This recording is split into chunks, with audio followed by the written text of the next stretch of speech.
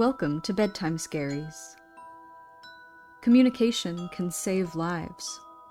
It's the core of our lives. And now, with these little machines in our pockets, we can talk to anyone at any time. We can talk to anyone at any time. Tonight's story is part 5 of Penpal by Dathan Auerbach, titled Screens.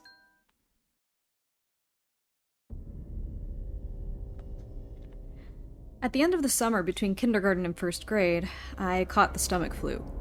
It was the sickest I had ever been up to that point was the week in kindergarten when I had been stricken with sore throat, but the stomach flu was an entirely different challenge. It has all the components of the regular flu. However, with the stomach flu, you throw up in a bucket and not the toilet because you are sitting on it. The sickness gets purged from both ends. I stayed in bed for almost 10 days, and just as it seemed that my body had fought the plague into submission, it was granted an extension, albeit in a different form. One morning, just a day or two before school resumed, I woke up and began to panic, thinking for a moment that I had gone blind. My eyelids were so fused together by the dry mucus generated during the night that I couldn't open them. I had to pry my eyelids apart with my fingers. I had pink eye. When I started first grade, it was with a kink in my neck, caused by more than a week of bed rest and 2 swollen, bloodshot eyes. Either of these things individually might have been manageable, but as I walked through the door and into the school, there was a noticeable quieting in my peers' chatter as they looked at my infected eyes and awkward, hunched comportment. Josh had been assigned to another group, which I had known about for weeks, but eating schedules weren't determined that far in advance. It wasn't until my class was brought to the lunchroom that I discovered that Josh had also been assigned to a different eating period. So, due to my affliction and the absence of my table mate, in a cafeteria bursting with 200 kids, I still had a table all to myself. It's a bit poetic that it's so easy to take advantage of those who have no advantages to begin with. After the first several days of first grade, I started bringing spare food in my backpack that I would take to the bathroom to eat after lunch, since my school meals were usually confiscated by older kids who knew that I wouldn't stand up to them since no one would stand with me. This dynamic persisted even after my condition cleared up, since no one wants to be friends with the kid who gets bullied, unless they have some of that aggression directed towards themselves. There's an expression that says, "You have to have money to make money." And while friendship itself is surely priceless, making friends seems to operate by the same rules. The fact that I was relatively personable in class did little to counter the fact that most of my classmates recognized me as the kid who sat alone at lunch. I was unable to make friends in class because I was unable to make friends at lunch, and the opposite held true as well. This loop fed itself for weeks. In kindergarten, most of my peers had grouped off with several friends, rather than pairing off with only one, like I had. This meant that in first grade, it would have been difficult to insert myself into their fold, even if I hadn't been a leper. With no friends, my ability to make any was jeopardized, and as the bullying grew more frequent, potential acquaintances grew more distant. I came to dread going to school in the morning, to the point where there was more than one occasion where I cried when my alarm clock signaled the start of the day. My only reprieve was waiting for the school bus with Josh in the afternoon, so that we could discuss our continued navigation of the tributary, but this simply wasn't enough to make the rest of the days bearable. Finally, and unexpectedly, my situation was improved by the intervention of a kid named Alex. Alex was in 3rd grade, though he was bigger than most of the other kids at any grade in my school. His greater size wasn't just vertical, Alex was fairly overweight. His parents had attempted to hide their son's mass by outfitting him in oversized shirts that buttoned up in the front and didn't cling to his body so easily or tightly. However, when he sat down, the fabric would be stressed, and the openings between some of the buttons would purse, which would reveal the fat on his stomach that the baggy shirt was never meant to cover. Of course, no one ever pointed this out to Alex. Despite his intimidating size, Alex always seemed nice enough. I never saw him pick on another kid, and he didn't seem to be self-conscious about anything, one of the benefits of not having to worry about being bullied. About 5 minutes into lunch, sometime during the 3rd week of school, he walked up to my table with his tray and sat down. There were several times when it looked as if he was about to say something, but they were always false starts. He left when lunch was over, and the process began anew the next day. I was so curious as to why he had suddenly decided to sit next to me, but I was hesitant to bring it up. His company had put an immediate end to the shortage of my food supply, and I would be a fool to do anything to jeopardize this new relationship. Ignoring my curiosity, I tried to strike up a conversation with him several times, but he would only ever respond with enough effort to close whatever subject I had broached. I had never spoken with him at length, and so I was having difficulty determining whether he was distracted by something in his thoughts or if he was simply slow. He wasn't being rude in his curt replies, but they left no room for an actual dialogue to develop. Against my better judgment, I confronted him on the 3rd day he sat across from me silently eating his lunch. He seemed at a loss initially, not because he didn't know the answer, but because he knew I would ask, but had not yet thought of how he would respond. After fumbling and stammering for a moment, he simply blurted it out. He had a crush on Josh's sister Veronica. Veronica was in 4th grade, and was probably the prettiest girl in school. Even as a 6-year-old who fully endorsed the notion that girls were disgusting, I still knew how pretty Veronica was. When she was in 3rd grade, Josh told me, 2 boys had actually gotten into a physical fight over her. It erupted out of an argument concerning the significance of messages she had written in their yearbooks. One of the boys eventually hit the other in the forehead with a corner of one of the yearbooks, and the wound required stitches to close. While not one of these 2 boys, Alex, too, wanted her to like him and confessed that he knew that Josh and I were best friends. Although he had difficulty articulating it, probably because it was an embarrassing request, I gathered that he had hoped that I would convey his ostensibly philanthropic deed to Veronica, and that she would presumably be so moved by his selflessness that she'd take interest in him. If I talked him up to Veronica, he would continue to sit with me for as long as I needed him to. Because this was during the time when Josh mostly stayed at my house navigating the tributary with me, I didn't have the chance to bring it up to Veronica because I simply didn't see her. Even if I had, I'm not sure what I could have said that would have worked in his favor, aside from simply saying that he was a nice guy. But I needed to convey the message. It seemed like Alex had taken a liking to me and might continue to sit with me regardless of whether I held up my end of the agreement, but whether or not he realized it, he had done me a tremendous favor, and I wanted to return it. I told Josh about the situation, but he just made fun of Alex.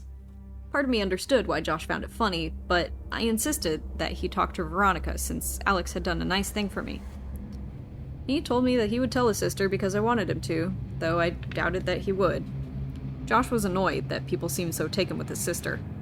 I remember him calling her an ugly cow. I never said anything to Josh, but I remember wanting to say even then that Veronica was pretty and would one day be beautiful. I was right. When I was 14, I was a freshman at high school that was comprised of 2 distinct populations of students. The majority of the students lived in the district for that school, and they attended it as regular pupils. But there was a small percentage of the student body that commuted to the school to attend a completely separate program with a fundamentally different curriculum that was designed to prepare students for college. I was in this program. The school was located in a predominantly poor area, and as is often the case, for whatever reason, this poverty was coexistent with an underperformance of many of the school's general population. Some of these students had full-time jobs by their junior year, while others simply elected not to come to class. As a result, the school, as a whole, was a failing one. Because the collective grade of the school was an F, its funding from the state had been significantly reduced, which meant that it had become more difficult to get the necessary resources to raise the grade of the school. As a last resort, out of this true catch-22, my program was placed in the school to raise the overall grade without having to address any of the actual reasons why the school was failing to begin with. I had hoped that the fact that my program attracted kids from all over the city would mean that Josh and I might finally attend the same school again, since it had been about 10 years since we were in the same class. not to mention the same school. But there was a good deal of stigma attached to attending a program like this, and so I understood why Josh apparently decided to attend his district school. Other kids from my first elementary school, however, had made different choices. For the most part, this common origin didn't translate into easier conversation like I had expected it might, but it did allow me to befriend someone from my elementary school that I hadn't actually known well when I was a kid, though I remembered him very distinctly. When I saw him, I recognized him immediately. Although his hair was longer than it had been back then, his face hadn't changed much, and I could still picture him crying and pouting after our kindergarten teacher scolded him for releasing his balloon too early. It was Chris. He had apparently forgotten about that episode, and when I brought it up, he attempted to deny it coolly, but laughed so hard that he completely confirmed it. The memory of him clutching the empty air with his fist, held just out of the frame of the class photograph, catalyzed a fit of laughter in the both of us. I got to know him and his friends Ryan and Adam fairly well. We didn't have much in common in the end, but we had a similar sense of humor and we all liked movies, and that was enough. As a result of our one common interest, we had taken to frequenting special screenings of old movies at a place we had come to call the Dirt Theater. It was probably nice at some point, but time and neglect had weathered the place severely. I'm not sure if the building was built as a theater or if it had been repurposed. The floors were level, and rather than rows of fixed seats, there were movable tables and chairs. This latter fact was actually the attempted selling point of the business. Their portable furniture was featured in every commercial and advertisement. The interior layout was so bad when the theater was even partially full, there were very few places you could sit and see the whole screen. In some theaters, there were actually support columns in the middle of the room that blocked entire portions of the screen if you were unlucky enough to sit anywhere behind them. Despite this, the theater was still open, and I imagine that there were 3 reasons for this. 1, tickets and concessions were cheap. 2, they showed a different cult movie on Friday and Saturday twice a month at midnight. And 3, they sold beer to underage kids during the midnight showings. I went for the first 2. The theater showed movies during the day, ones that had just left real theaters, and as near as I could tell, the daily showing accounted for the majority of the Dirt Theater's business. But in all the times I've gone to see a matinee there, not once had the movie ever started on time. In fact, there had been a time when the movie actually started 20 minutes late, and the projectionist had actually sped up the film so the schedule wouldn't be compromised. Despite all this, the midnight showing always started exactly at midnight. It was a strange business model, but one that must have worked because, as far as I know, the theater is still open for business. In my sophomore year of high school, when I was 15, Chris, Adam, Ryan, and I went to the Dirt Theater to see Scanners by David Cronenberg for $1. We had arrived with enough time to secure virtually whatever seats we wanted, but we sat at the very back of the theater. I wanted to sit closer to the front for a good view, but since Ryan had driven us, the choice was his. Rather than a good view, we were left with virtually no view at all, but for some reason, Adam and I were the only ones who seemed bothered by this. There were no previews before the midnight feature, so much of the audience could slide in close to showtime. Just a few minutes before the movie started, a group of attractive girls walked into the steadily filling theater. Whatever conversation my friends and I were having stalled and quickly died away as we watched them make their way to the seats they had chosen. Chris and the other 2 in our party made unsavory comments while I sat silently and watched the girls continue their path. Each of the girls was attractive in her own way, but whatever beauty the other girls might have had, it was eclipsed by the girl with the dirty blonde hair, even though I had only caught a glimpse of her profile. As she turned to move her seat, I caught full view of her face, and it gave me the feeling of butterflies in my stomach. It was Veronica. I hadn't seen her in a long time. Josh and I saw progressively less of one another after we snuck out to my old house that night when we were 10. And usually, when I would visit him, she'd be out with her friends. But there she was. Of all the places she could have been, she was sitting right in front of me, at the worst movie theater in the city. I couldn't stop looking at her. While everyone stared at the screen, I stared at Veronica, only looking away when the feeling I was being a creep overcame me. But that feeling would quickly subside and my eyes would return to her. She really was beautiful, like I had thought she'd be when I was a kid. When the credits started to roll, my friends got up and left the room. There was only one exit, and they didn't want to be trapped waiting for the crowd to clear. I lingered in hopes of catching Veronica's attention, though I had no idea what I should say. As she and her friends walked by, I took a chance. "Hey, Veronica?" She turned towards me, looking a little startled. "Yeah?" I got out of my seat and stepped a little into the light that was coming through the open door. It's me. Josh's old friend from way back. How have you been?" Her mind seemed to search for the right frame of reference, until finally it clicked. "Oh my god, hey! It's been so long!" She motioned to her friends that she'd be out in a second. "Yeah, a few years at least. Not since the last time I stayed over with Josh. How's he doing anyway?" "Oh, that's right.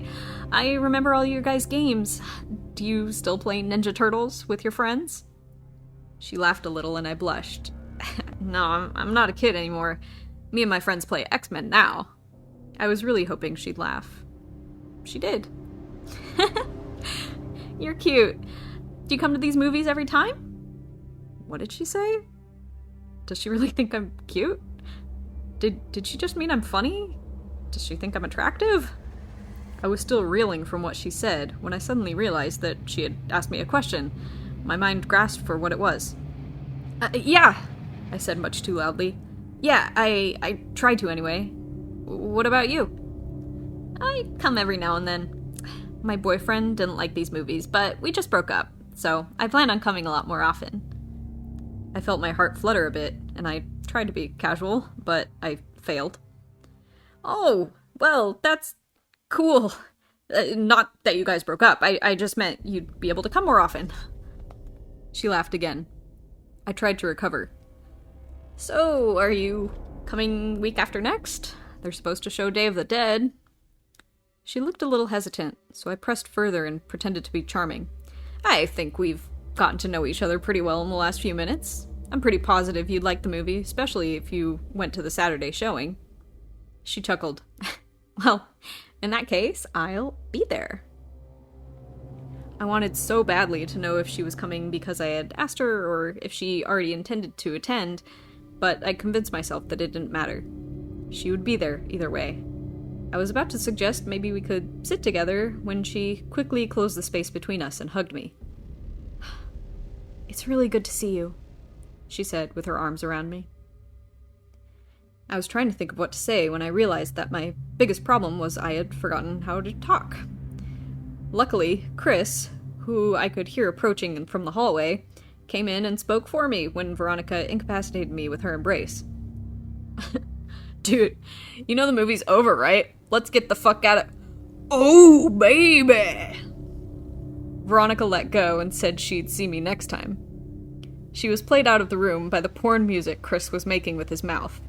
I was furious, but it dissipated as soon as I heard Veronica laughing in the lobby. On the car ride home, Adam asked me how I knew the girl. I explained that he was my best friend's sister, and this caused an immediate uproar.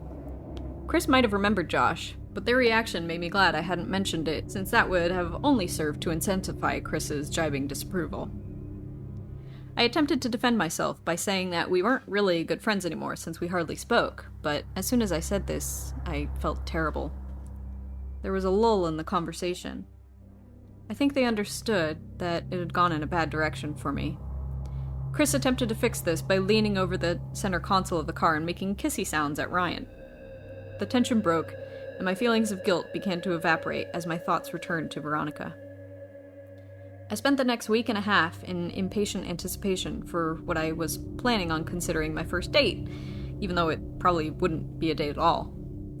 I thought about what I might say, whether I would try to sit next to her, and what might happen if we somehow wound up alone together, without our respective groups of friends. I even thought about what I would wear, which was not something I had ever really put much consideration into. Day of the Dead couldn't come soon enough. Just a few days before the movie, however, the whole plan began to unravel. Ryan told me that he and his family were going out of town, so he wouldn't be able to drive us. Neither Chris nor Adam had cars, so as a last resort, I asked my mom if she would take me. I felt nervous as I walked to the living room to ask her because she seemed to strongly prefer that I go out with a group of friends if I was going out at all. However, I think the real reason I was nervous was that this would leave me without any kind of buffer between Veronica and myself. No buffer except the one offered by her friends, but that provided no comfort to me. Talking to one girl made me nervous enough. When I asked my mother, she responded by telling me that she would think about it, but I persisted, and she noticed the desperation in my voice. She asked why I wanted to go so badly, since I had seen the movie before, and I hesitated before saying I was hoping to see a girl there. She smiled and asked playfully if I knew the girl, remembering the reactions of my friends the night I had run into Veronica. I was tempted to lie, but I thought my mom might not think it was such a big deal. I reluctantly told her that it was Veronica. The smile disappeared from her face, and she coldly said, "No." When I asked her what the problem was, she told me that I should keep nagging her if my goal was to stay home all weekend, so I backed down. Having reached an impasse, I decided I would call Veronica and see if she would pick me up. If she said no, then at least my curiosity regarding whether she was only going to the theater because I asked her would be satisfied. There was still the matter of her actually picking me up at my house and how my mom would react to that, but I'd worry about that problem when it was actually a problem. I had no idea if Veronica still lived at home, but I figured it was still worth a try. When I picked up the phone and dialed the first number, I realized that Josh might answer. I hadn't talked to him in almost 3 years, and if he answered, I obviously couldn't ask to talk to his sister. I felt guilty for calling to speak with Veronica and not Josh, and I felt even worse because, up until that point, that phone number had always been Josh's number, but I hadn't even thought of him as I started dialing. I tried to think of the last time that I had talked to Josh. For a moment, I thought it was just a few months after my 12th birthday, but I realized I hadn't actually spoken with him then. I remember that his parents had called and spoken with my mother. She told me they were updating their address book and just wanted to confirm that we had the same number.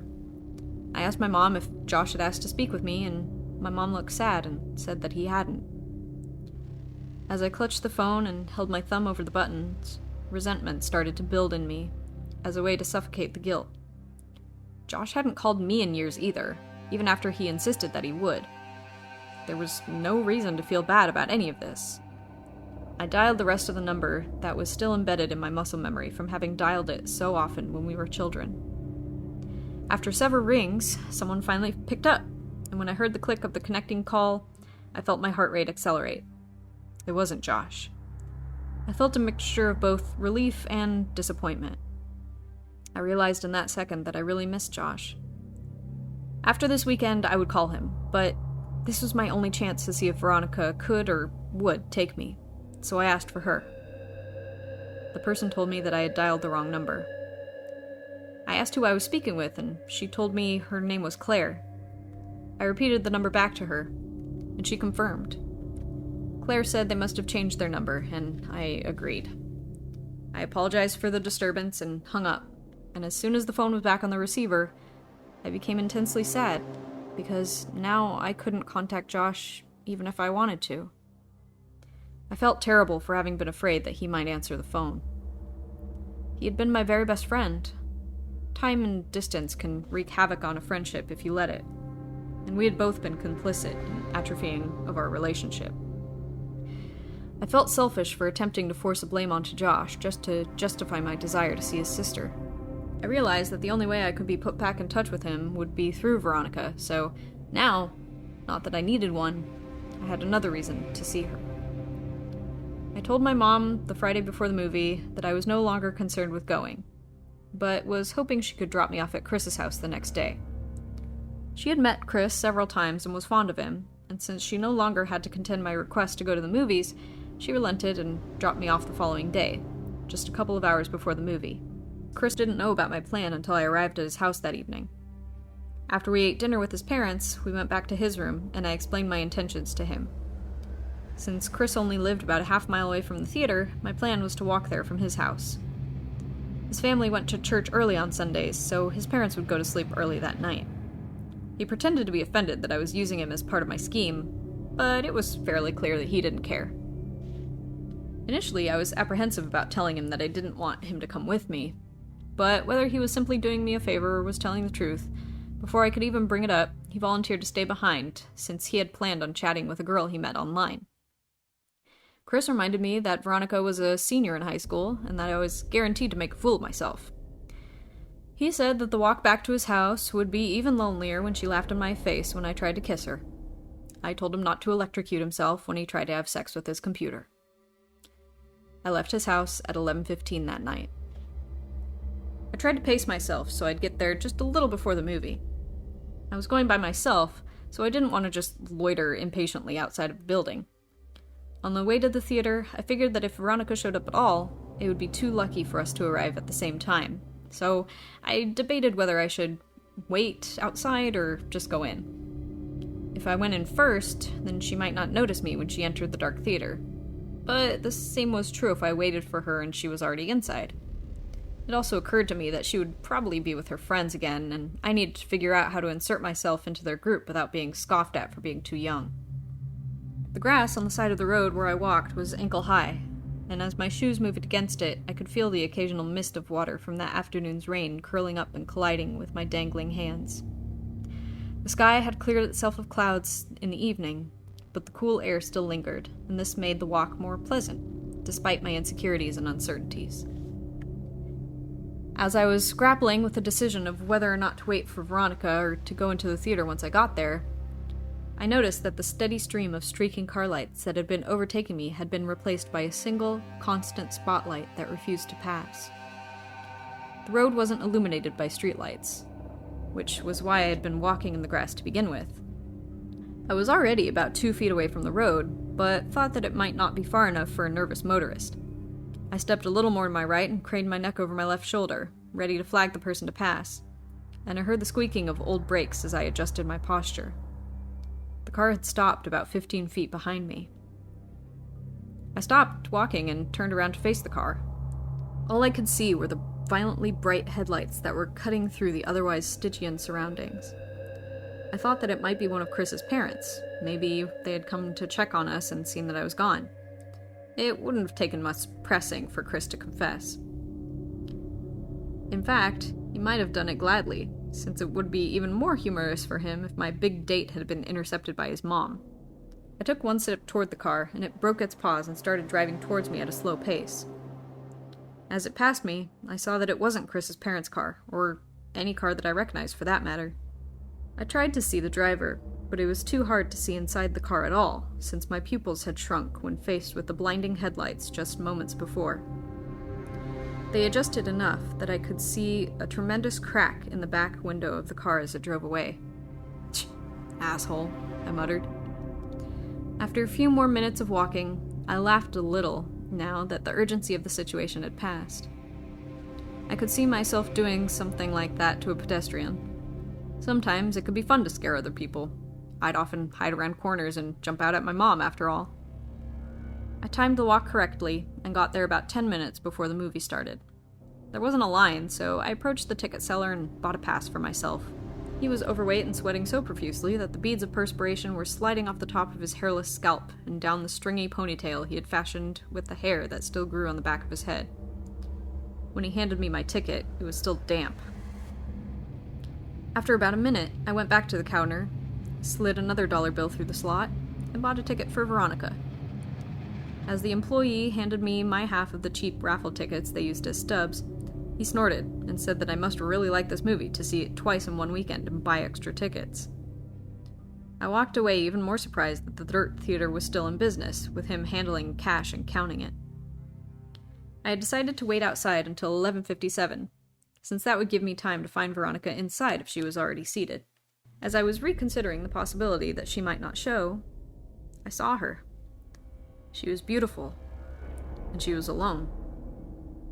I waved to her and walked to close the distance.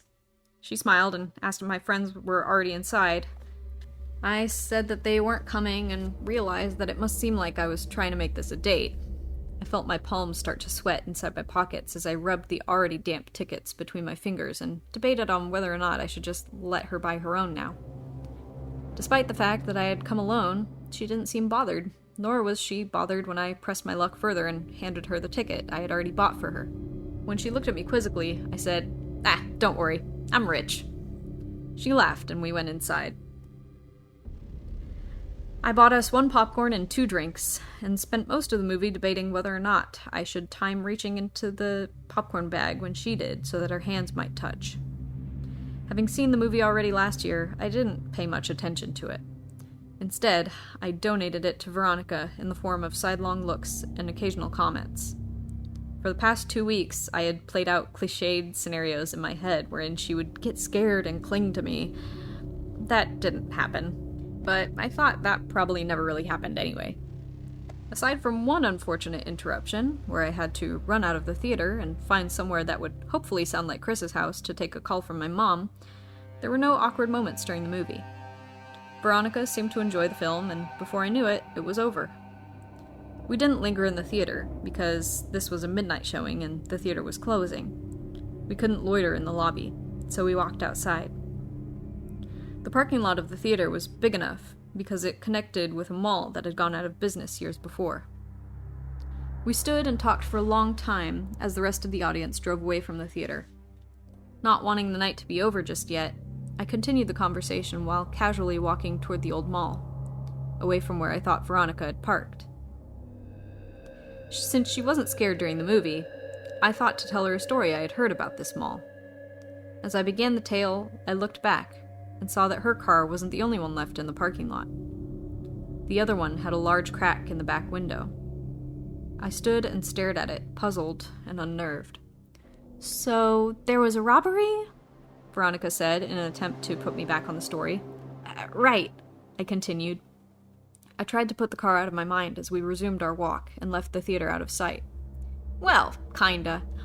So, this mall closed like 5 years ago, but way back, this was a place where everyone would come to hang out and shop. As opposed to all the other awesome places in town," she interjected sarcastically. "Damn right.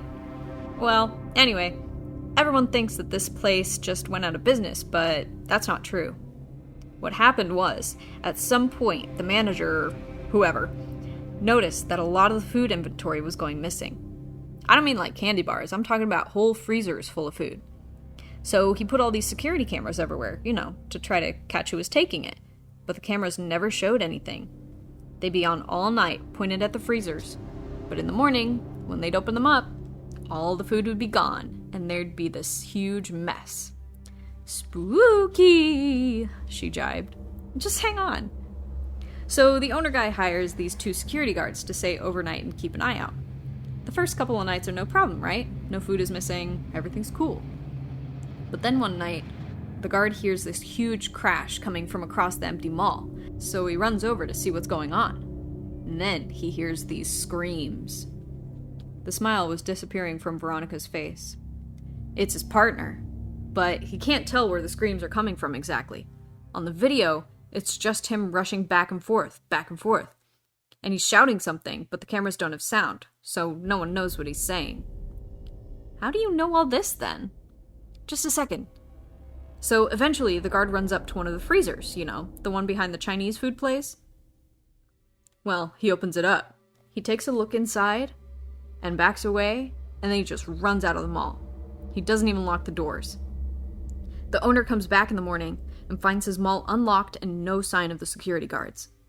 He checks the tapes and doesn't understand what happened, but he sees who left the door unlocked. He checks the freezer and sees the mess and the missing food, and calls the police and sends them after the guard who just ran out.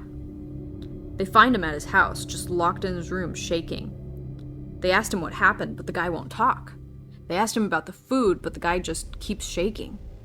Finally, they take him into the station for more questioning.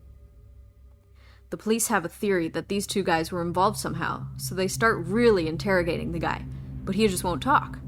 "Where's your partner?" they ask him. "What happened to your partner? Where do you take the food?" But the guy won't crack. Finally, they start threatening him with jail time, and he just breaks down. The guy says he saw his partner being pulled through the big drain in the floor of the freezer. The police are like, "Pulled? Pulled by what?" And the guy just starts crying and screams, "A monster!" They do an investigation, but they never find the partner.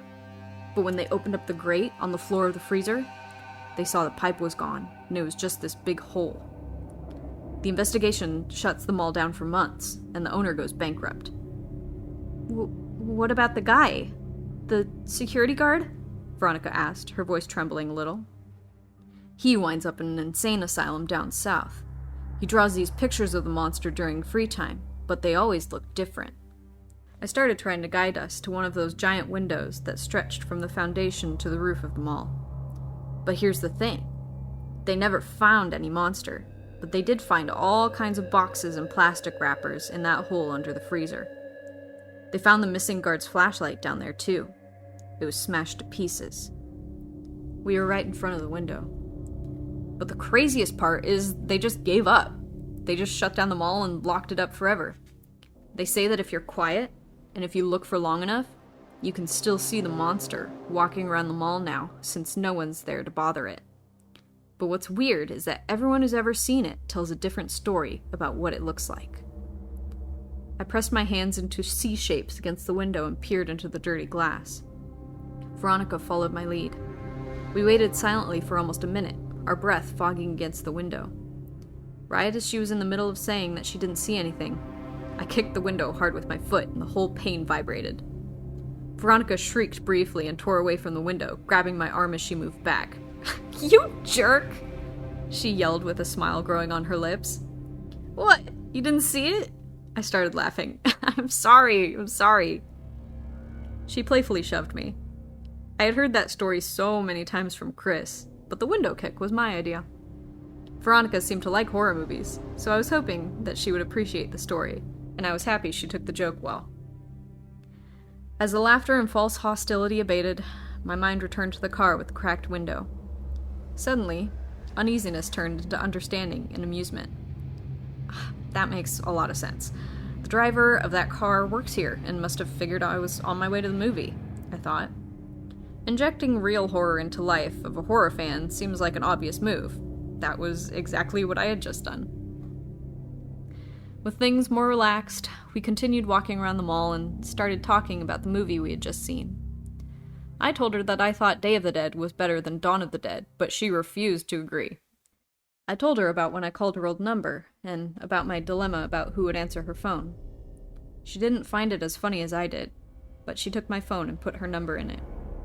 She commented that this might be the worst cell phone she'd ever seen. Her evaluation wasn't rescinded when I told her that I couldn't even receive pictures on it. "At least it plays really good music," I said.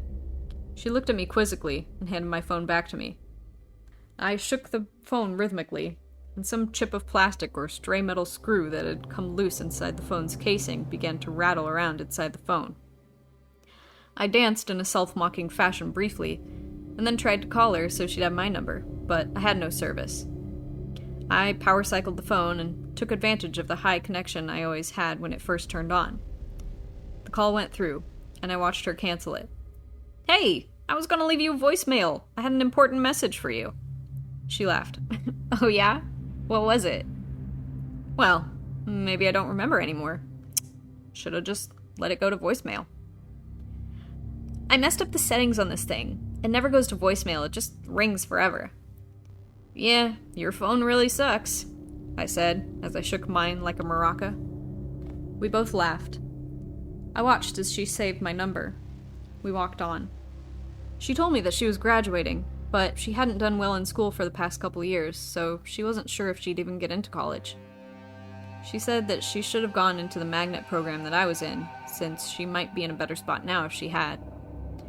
I told her to attach a picture of herself to the college application, and they'd pay her to go there just so they could look at her. She didn't laugh at that one, and I thought she might be offended. She might have thought that I was implying she couldn't get in based on her intelligence. I nervously glanced at her, and she was just smiling, and even in that poor light, I could see that she was blushing. I wanted to hold her hand, but I didn't. As we walked down the final side of the mall, back toward the theater, I asked her about Josh. I had asked about him when I saw her in the theater with her friends weeks before, but she had simply brushed it aside. And I let her because I would have talked to her about anything. This time when I asked, She told me she didn't want to talk about it. I asked her if he was at least doing okay, and she just said, "I don't know." I figured Josh must have taken a wrong turn somewhere and started getting into trouble. I felt bad. I felt guilty. As we approached the parking lot, I noticed that the car with the cracked window was gone, and that her car was the only one in the parking lot. I had no idea how long it took to clean up that theater before it closed, but as consistently dirty as the place was, I wasn't surprised that the employees had already left. Veronica asked me if I needed her to drive me back to Chris's house, and even though I didn't really need her to, I wanted her to. So I lied, and said that it was a long walk and that I'd appreciate it. I had finished my soda during the movie, and all the walking was putting pressure on my bladder. I knew that I could wait until I was back at Chris's, but I had decided that I was gonna try to kiss her when she dropped me off, and I didn't want this biological nagging to rush me out of the car. This would be my first kiss. I struggled, but I could think of no ruse to conceal what I needed to do. The theater was closed, so I only had one option. I told her that I was going to go behind the theater to piss, but that I'd be back in 2 shakes. It was obvious that I thought this was hilarious, but she seemed to laugh more at how funny I found it than at how funny it clearly was. On the way back toward the theater, I stopped and turned toward her. I told her I had a weird question, and her interest piqued. I asked her if Josh had ever told her that some kid named Alex had done something nice for me. She paused to think for a moment and said that he had. She inquired as to why I had asked, but I said it was nothing. Josh really was a good friend. When I went to go behind the theater, I realized that there was a chain link fence extending off of and running parallel to the walls of the building. She could still see me where I was standing, and the fence seemed to stretch on endlessly, so I thought I'd just hop it, duck out of sight, and return as quickly as I could. It may have been too much of an effort, but I thought it polite. I climbed the fence and walked just a little ways until I was out of sight. I heard Veronica yell for me not to stand on any grates or the mall monster might get me. For a moment, the only sounds were the crickets in the grass behind me and the collision of liquid and cement. Before too long, however, these sounds were overpowered by a noise that I can still hear when it's quiet and there are no other noises to distract my ears. In the distance, I heard a faint but distinct screeching, which quickly subsided, only to be replaced with a cascade of thundering vibrations. I realized quickly enough what it was. It was a car. And the growling of the engine got louder. And then I thought, no, not louder. Closer. The rumblings intensified. It was growing louder still. I started back towards the fence with haste, but before I could get very far at all, I heard a brief, truncated scream, and the roar of the engine terminated in a deafening thud. I started running, but after only 2 or 3 steps, I was tripped by a loose piece of stone, and I fell hard and fast on the concrete, my head striking the corner of a bench as I fell. I was dazed for maybe 30 seconds, but the renewed rumbling of the engine drew my senses back, and my equilibrium was restored by my adrenaline. I redoubled my efforts. I was worried that whoever had crashed the car might harass Veronica. Briefly, but forcefully, it occurred to me that we would have to call the police. My mom would be contacted because I was a minor. That wasn't how I wanted this night to end. As I was climbing over the fence, I saw that there was still only her car in the parking lot. I didn't see any evidence of a crash.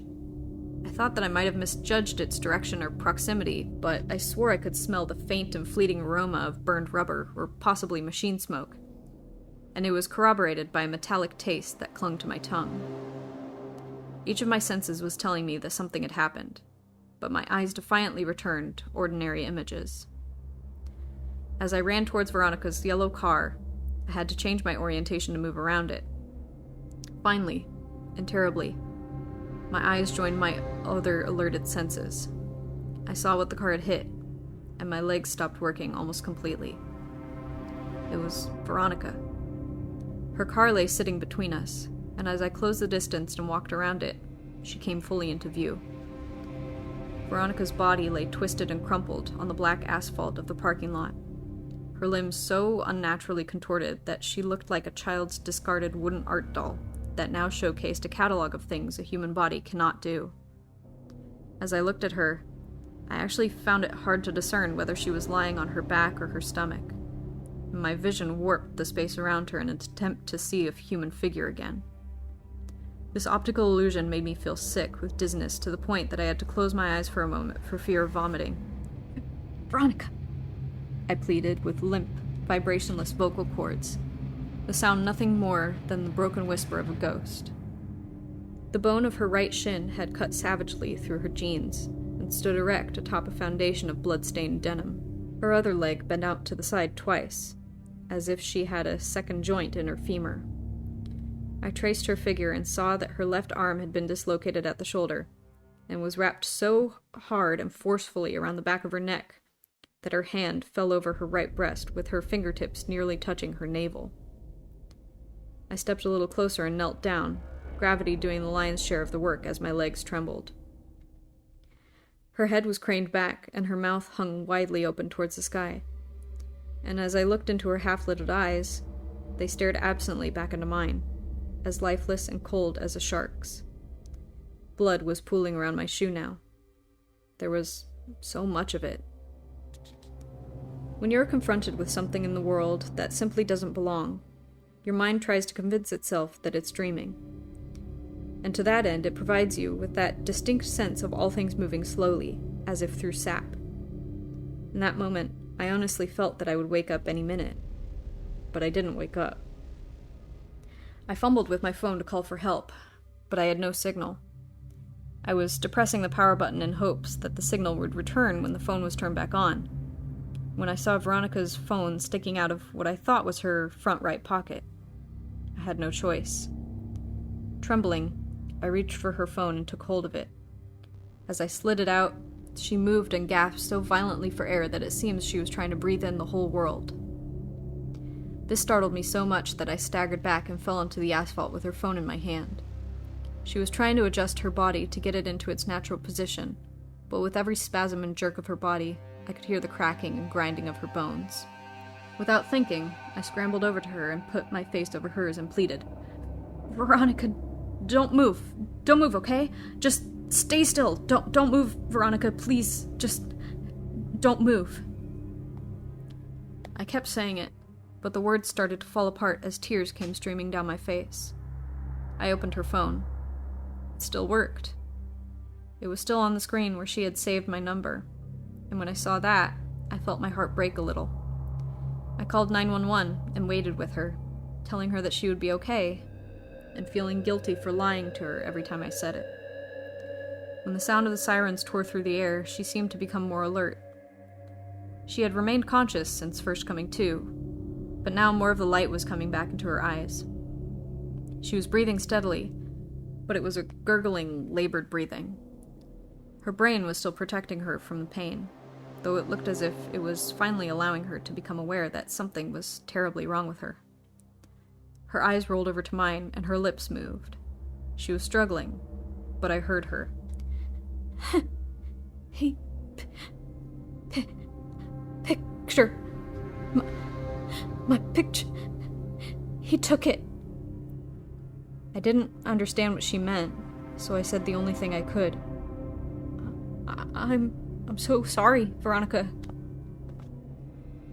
I rode with her in the ambulance, where she finally and mercifully lost consciousness. The paramedics asked me several times what happened, but I could only mumble the word car. I was staring so vacantly that one of the paramedics shined a light in my eyes in an attempt to determine if I had been injured as well. When he returned his attention to Veronica, I felt guilty that he even had to waste his time on me. When we arrived at the hospital, the nurses wheeled Veronica through a set of double doors. As the paramedics rushed by me, one of them put Veronica's purse in my lap. I fidgeted with the leather strap and sat anxiously yet absently in the waiting room. The blank stare had returned to my eyes as my mind swam in every direction with no guidance or trajectory. The shouts, coughs, cries, and talking of the emergency room waiting area became a dull buzzing in my ear as I went completely numb to all things. All things but one. My phone was vibrating in my pocket. My pulse quickened and my throat dried as I reached my hand into the pants pocket to fish out the phone. My mother was trying to check in on me again. I had no idea how I was going to explain this to her. I wasn't worried about getting in trouble. Those consequences seemed so remote and insignificant to everything now. But what combination of words could I possibly cobble together to explain this? Between vibrations, I clasped my hand around my phone and pulled it out. It was off. Just for a moment, I thought the call had simply stopped. Perhaps my phone had just died then, somehow. But this moment of confusion ended as soon as the vibrations began again, still in my pocket. I still had Veronica's phone, and someone was calling it. I felt my eyes began to water, and I reached into my pocket to retrieve Veronica's phone. I looked at the screen and could see her dad was calling her. I needed to answer it.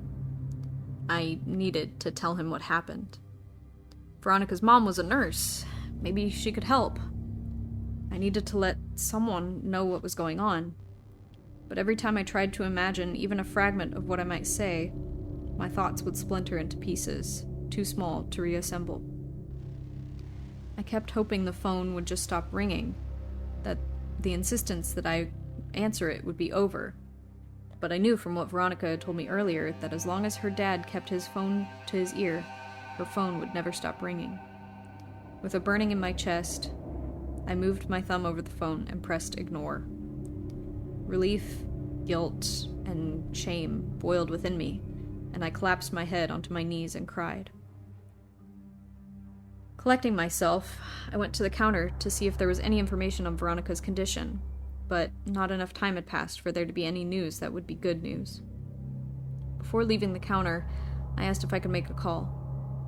I dialed my mom's number into the hospital phone. Looking at the clock on the wall, I saw it was about 4 a.m., and I held my breath as the line sought a connection. She answered. I told her I was fine, but that Veronica was not. She cursed at me and said she'd be right there, but I told her I wasn't leaving until Veronica was out of surgery. She said she'd come anyway. The police entered the hospital just a little after I hung up the phone with my mother. They didn't have many questions for me, and the ones that they did have weren't met with very helpful answers. I hadn't seen the driver. I didn't get the license plate. I could only tell them that I thought it was a brown car, but I couldn't even tell them how many doors were on it.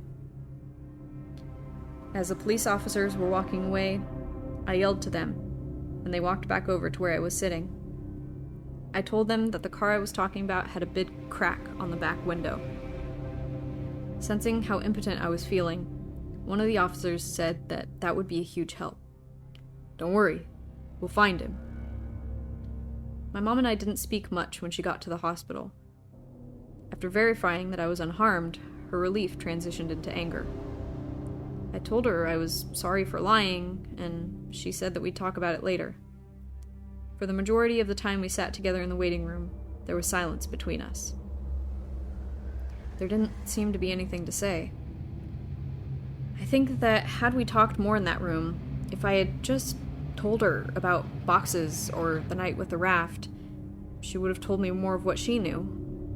I think that things would have changed. But I didn't know that any of those things mattered. They were just distant stories of strange adventures to me. So we sat there in silence, and she looked at me while I looked at the floor.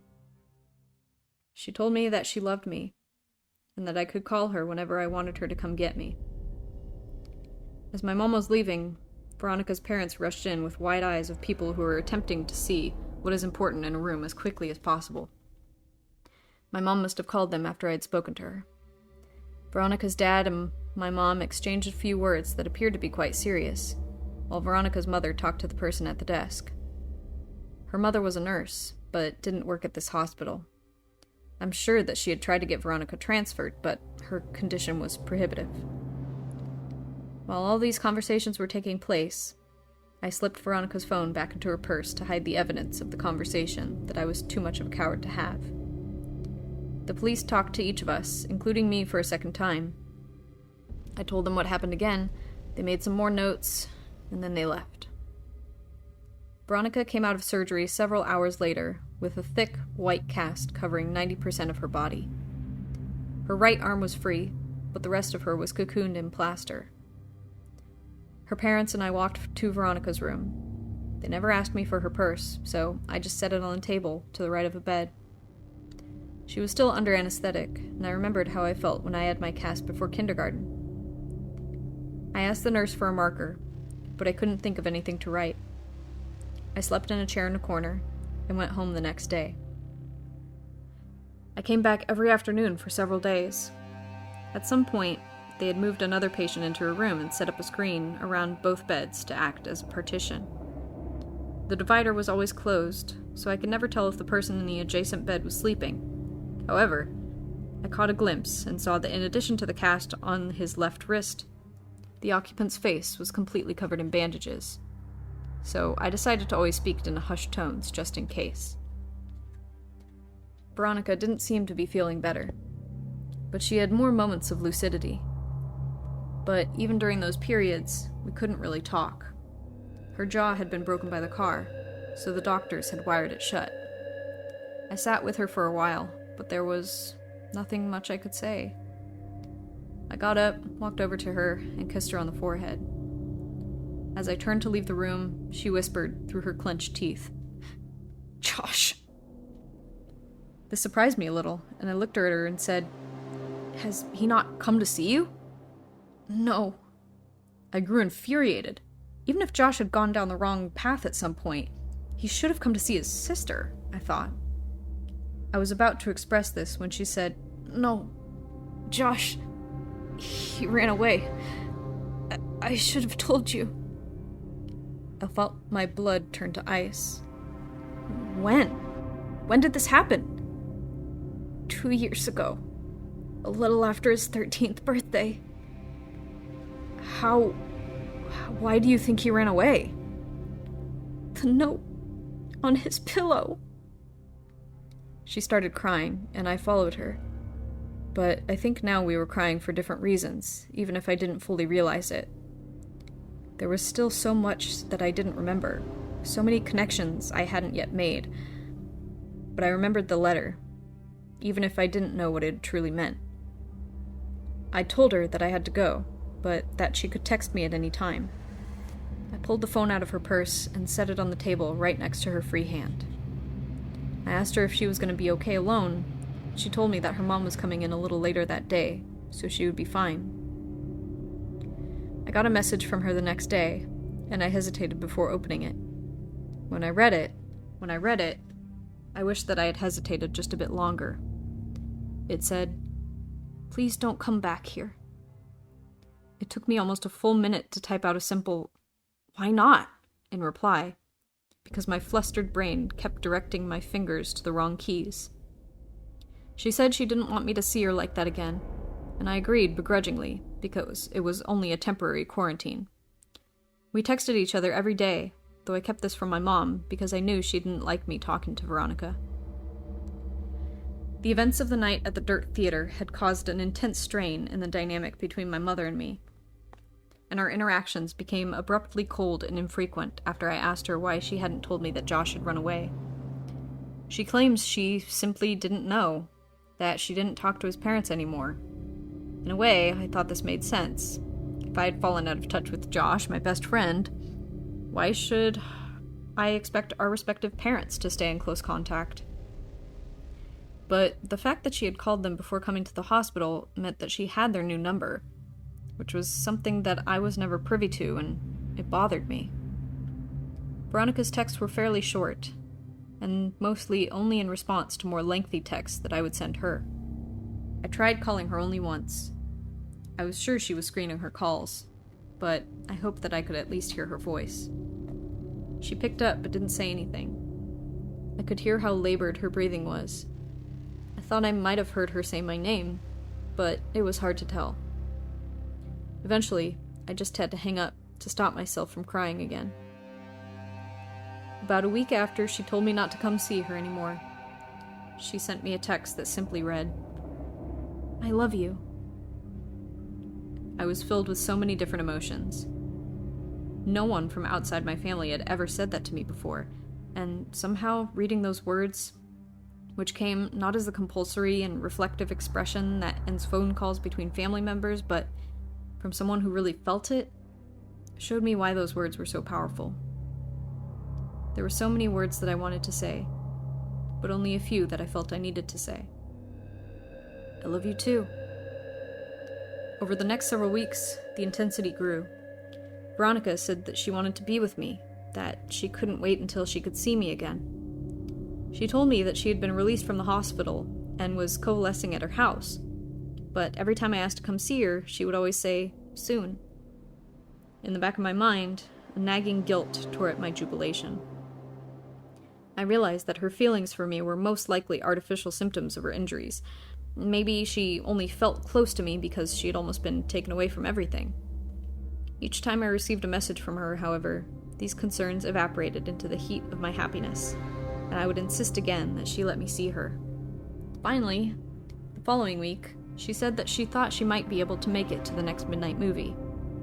I couldn't believe it. I suggested that we meet somewhere that would be a little less strenuous, but she insisted that she would try. She said that she wanted to redo our date, and I admired her strength and optimism for that. I got a text from her the afternoon of the movie saying, "See you tonight." Chris's parents had found out about everything that happened and said I wasn't welcome at their house anymore, so I got Ryan to drive me. My mother tried to stop me, but I was bigger than her now, so I simply walked out of the house and got into Ryan's car. I explained to him that Veronica might be in bad shape, but that I really cared about her, so he should give us some space. He accepted that, and we headed to the theater. Veronica didn't show. I had saved a seat for her right next to me near the exit so she could get in and out easily, but 15 minutes into Akira, a man slid into the chair. I whispered, "Excuse me, this seat is taken?" But he didn't respond at all. He just stared ahead at the screen. I remember wanting to move because there was something wrong with the way he breathed. But I forfeited after a while because I realized that Veronica wasn't coming, so it really didn't matter where I sat or who sat next to me. I texted her the next day and asked if she was all right. I inquired as to why she didn't show the previous night, but she didn't respond. Despite my attempts to restrain myself and be patient, I messaged her repeatedly, pleading with her to at least tell me how she was feeling. She responded with what would turn out to be the last message I would receive from her. She simply said, "See you again. Soon." She was delirious, and I was worried about her. I sent her several replies reminding her about the movie and saying it was no big deal, but she just stopped replying. I grew increasingly upset over the next several days. I couldn't reach her at her home because I didn't know the number, and I wasn't even sure where they lived. However, I knew that my mom knew at least one of these things. With no other options, I turned to my mother. I told her that I knew she must know Veronica's parents' home phone number since I suspected that she had called them the night of the accident. I told her I needed that number. She asked why, and when I told her that I hadn't heard from Veronica in days, I felt all of what little warmth was left in her disposition dissipate. "What do you mean?" "I don't want to get in an argument with you over this, but she was supposed to meet me at the movies yesterday. I know there hasn't been much time since she got hit, but she said she would try to come, and after that she just stopped talking to me altogether. She must hate me. If we wouldn't have gone to that movie, then she would still be okay right now. I don't know what to do now. I just want to tell her that I'm sorry for everything." She looked confused, and I could read on her face that she was trying to tell if my mind had simply broken. There was intense compassion in her eyes that lingered for as long as she thought that my hold on reality had slipped. When she saw that it hadn't, this compassion dissolved into defeated tears, and she pulled me toward her to embrace me. She was beginning to sob, but it seemed too intense of a reaction to my problem, and I had no reason to think that she particularly cared for Veronica. Quite the opposite seemed true. She drew a shuddering breath, and then said something that still makes me nauseous, even now. Veronica's dead, sweetheart. Oh, God, I thought you knew. I pulled away aggressively. What? What are you talking about? She said that she was doing better. She said that she was feeling better, Mom. There was a long pause. What happened to Veronica? She's dead, sweetie. She died the last day you visited her. Oh, honey, she died weeks ago. She had completely broken down, but I knew it wasn't because of Veronica. I staggered backwards. This wasn't possible. I had just exchanged messages with her yesterday. I could only think to ask one question, and it was probably the most trivial one I could ask. Then why was her phone still on? She continued sobbing. She didn't answer. I exploded. Why did it take them so long to shut off her goddamn phone? Her crying broke enough to mutter, "The pictures." My mother told me that Veronica's parents had thought that her phone had been lost in the accident, despite the fact that I had put it in her purse the night she was brought to the hospital. When they retrieved her belongings, the phone was not among them, but they didn't deactivate the line. I asked my mom why this was, why they had failed to close her account, but she said she didn't know. But I think I know. I think they couldn't bear to do even one more thing that forced them to admit she was gone.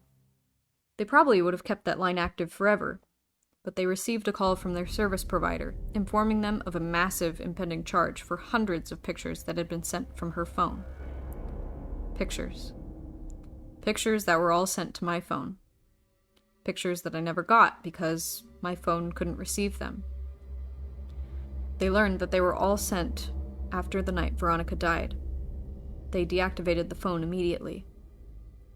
I tried not to think about the contents of those pictures, but I remember wondering, for some reason, that I couldn't place whether I would have been in any of them. My mouth went dry, and I felt the painful sting of despair as I thought of the last message I received from her phone. See you again. Soon. Sleep tight.